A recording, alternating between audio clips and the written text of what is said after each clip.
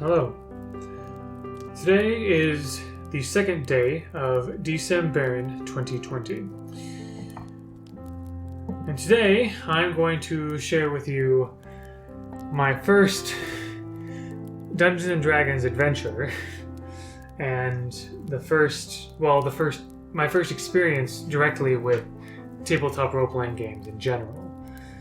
So, as I said in my previous in my video yesterday, I really got into learning about Dungeons and Dragons pretty quickly, honestly, and of course I wasn't under any circumstances to join a D&D group for several months, and I kind of lamented that a little bit, but I was fine. It would be all right.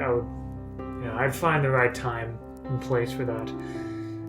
So anyway, the next semester of college started, and meeting new people, start of a new year, a new semester, and that kind of thing. A few new people were coming in, and also I hadn't been on campus all school year either, because I was in an internship away from campus. So meeting a lot of people, and around January, February-ish is when I met some people, in particular this one guy.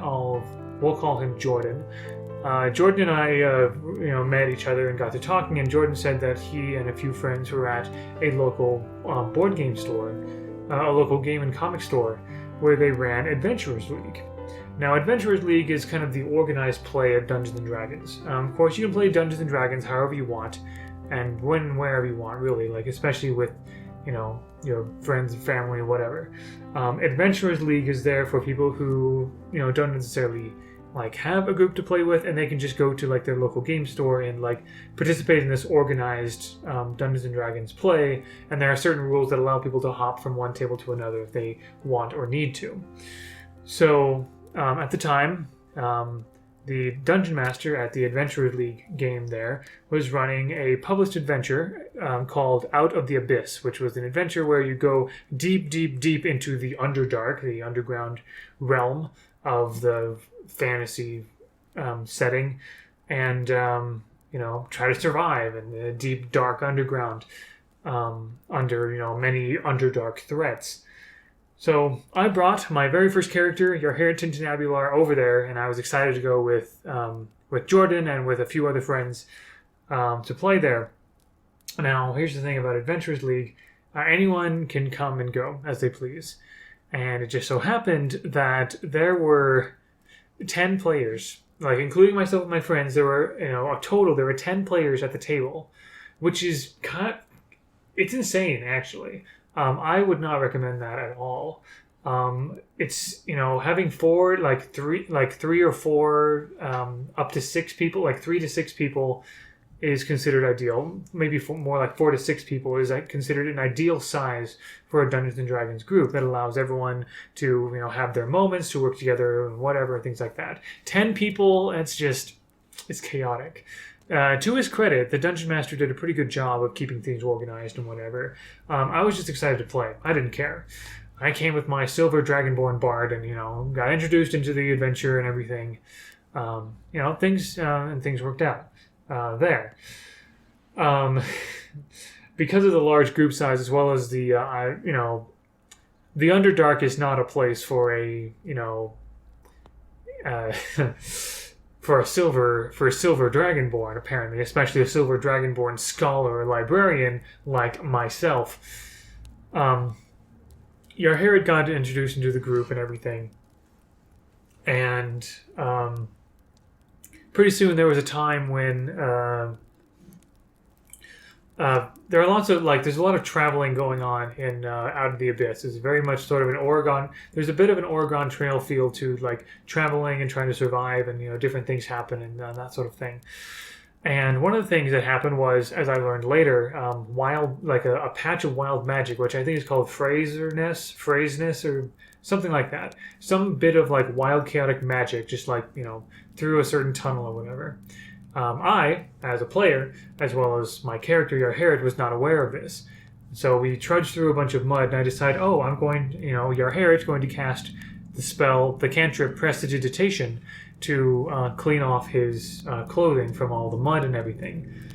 Prestidigitation is just sort of a catch-all spell. Sorry for the noise.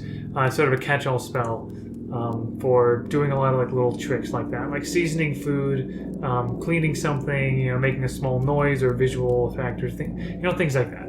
Little magic tricks, that kind of thing. I don't know who could be flying above, but in any case.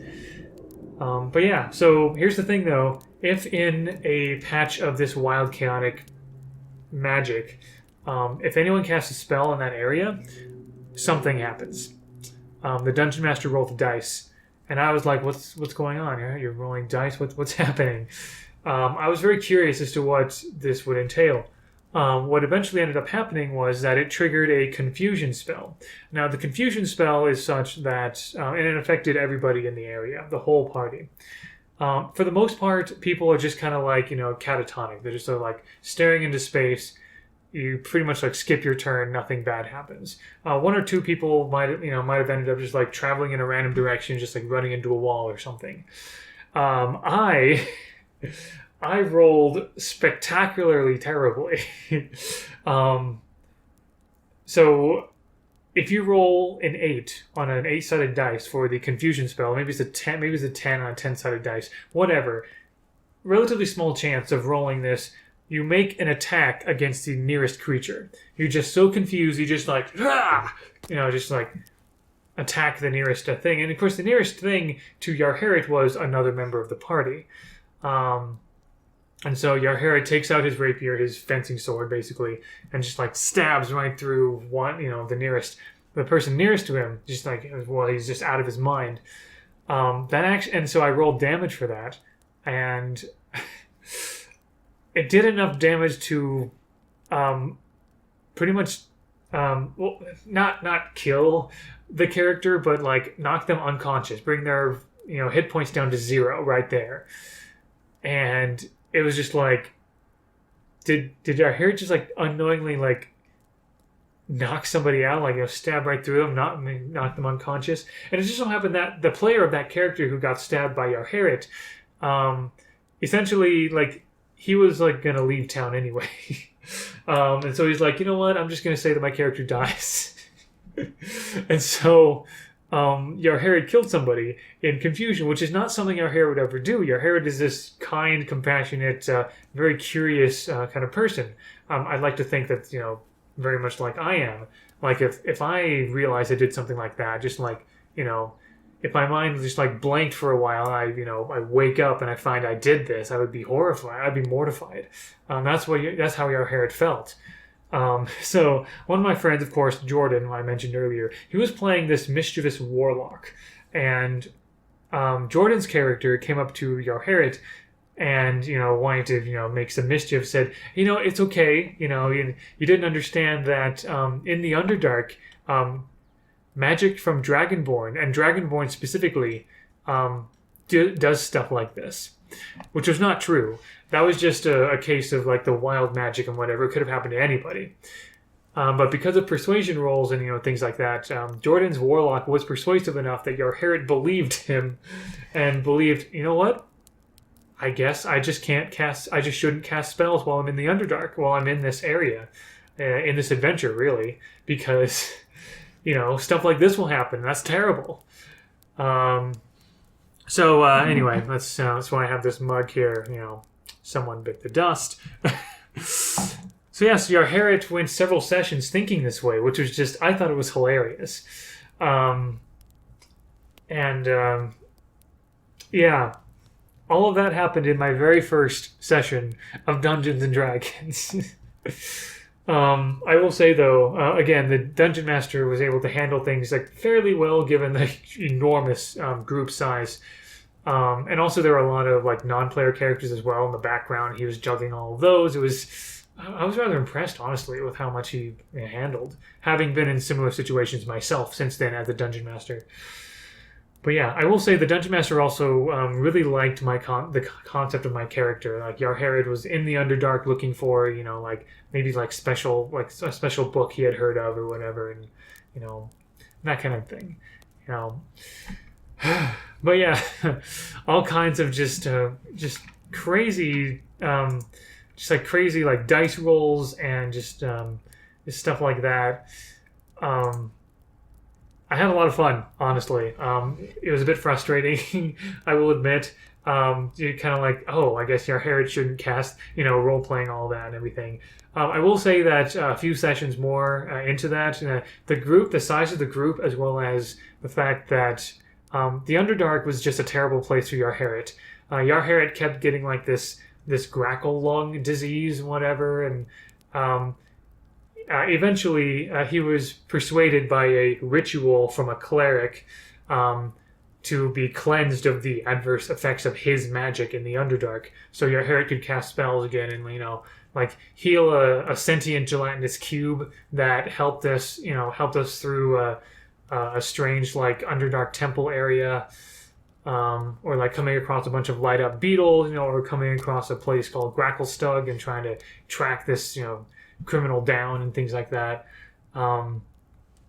Again, all of that was through like the next few sessions. I probably after about the third session or so, myself and Jordan and some other friends decided that we wanted to start our own campaign. We wanted to sort of break off from Adventurers League because there was already plenty of people there, and do our own campaign.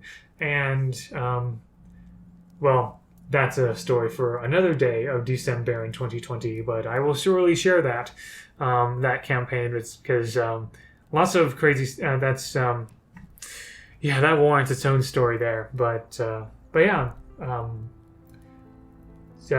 definitely not the same friend or friends that introduced me to Dungeons and Dragons, but I'm still friends with some of those same people I first played with to this day, and so.